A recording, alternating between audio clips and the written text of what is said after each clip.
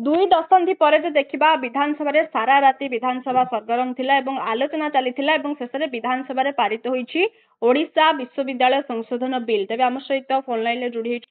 सांबादिक राजनैतिक समीक्षक अक्षय साहू। सर कौन कहिबे ए विषय रे? निश्चित भाव में आम कह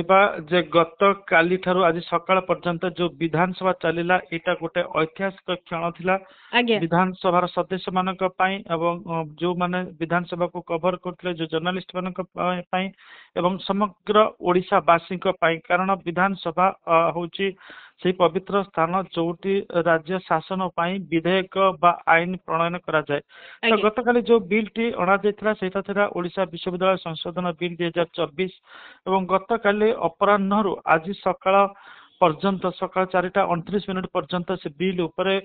पूरा आम कहि परबा माने पूरा विस्तीर्ण भाव में आलोचना करा जायतिला व्यापक विमर्श करा जायतिला उभय सरकारी एवं विरोधी दल सदस्य माने गोटे बड़ धरणर वितर्क करथिले। विशेष करके आम कहि परबा गोटे पटरे थिले पूरा जे रही युव मंत्री सूर्यवंशी सूरज एवं अन्य पटरे रही विजु जनता दल पुरुखा नेता मान रही जो मानकर आईन प्रणयन रे पूर्व बेस दक्षता रही। तो आम कह 1999 मसीहा पर एभली गोटे 1999 और 2003 मसीहा पर एभली गोटे क्षण आसीथिला जोटी आमे देखले जे आपणकर माने जो विधायक माने अछंती तांको सुजोग मिलिथिला गोटे विधेयक उपरे व्यापक भाव में आलोचना करबा पाई एवं एठी आमे देखले विरोधी पक्षर जो भली थिले आपणकर गणेश्वर बेहेरा ध्रुव साहू अरुण साहू एवं रणेंद्र प्रताप स्वाई एमाने होचंती जहाँ को कहती विधानसभा रे आपनकर तर्क वितर्क करिबारे एमाने माहिर अछंती। जेमती गोटे भल क्रिकेट टीम रे जोटी आपन थांती सांघातिक बोलर थांती तांको पेश करबा कष्ट हुए एमानकर तर्क वितर्क ठीक से भली थिला। अपर पक्षरे गोटे स्थित प्रज्ञ युवक हिसाब रे स्थित प्रज्ञ मंत्री हिसाब रे सूरज सूर्यवंशी समस्त गोटे शांत स्वभाव सहित तांकर धीमता सहित प्रत्येक तर्क को वितर्क को शंका आशंका को से काटिबा चेष्टा करथिले एवं सफलतार सहित काटिथिले मध्य। विश्वविद्यालय संशोधन बिल रे कोन सब अणा जायछि प्रसंग सब कोन आसीछि? विश्वविद्यालय बिल अभिमुख्य होछि जे जो हमर पुराना बिल अछि तादरे किसी संशोधन प्रस्ताव दिया जायतिला। प्रस्ताव दिया जायतिला एथि पय जो आपनकर बहुत पदवी खाली पड़छि से पदवी गुडा को विभिन्न लिटिगेशन कारण पूर्ण करा जाय पारुनी से लिटिगेशन को किबल अवॉइड करिकरी कोर्ट केस गुडा को अवॉइड करिकरी रिक्रुटमेंट करिहबो से नेकरी गोटे रास्ता प्रस्तुत करबा। द्वितीय सीनेट रो पुनर्गठन करबा। सीनेट होची गोटे परामर्शदाता बॉडी गोटे यूनिवर्सिटी रो अतीत रे थिला किंतु पूर्व सरकार समय या को भांगी दिया जायतिला। तो वर्तमान से सीनेट को पुणी पुनर्गठन करा जाउची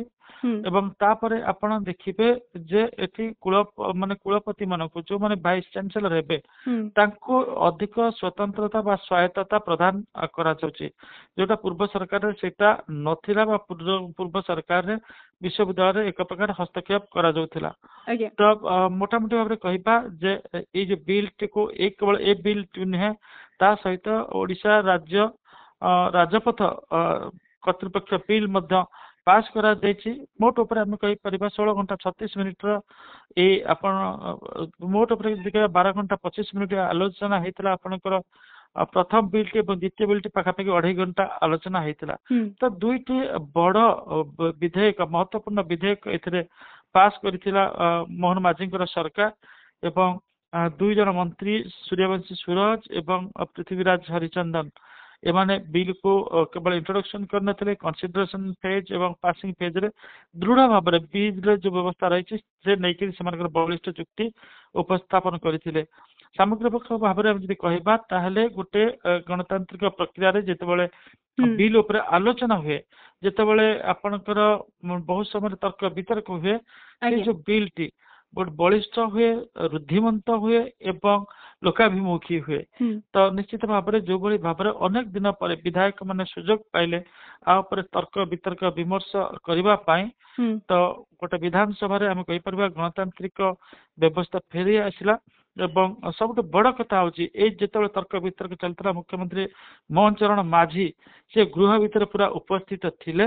ଏବଂ 15 ଘଣ୍ଟା କାଳ ସେ ଗୃହ ମାନେ ସେଠି ରହିଥିଲେ ବିଧାନସଭାରେ ଥିଲେ ଯୋଉଟା ଇଟସେଲ୍ଫ ହଉଛି ରେକର୍ଡ ପୂର୍ବରୁ କୌଣସି ମୁଖ୍ୟମନ୍ତ୍ରୀ ଏତିକି ସମୟ ଗୃହ ମାନେ ଆପଣଙ୍କର ବିଧାନସଭା ଭିତରେ ଆଜ୍ଞା ବିଲ୍ ଉପସ୍ଥିତ ରହିବା ନଜିର ବହୁତ କମ ଅଛି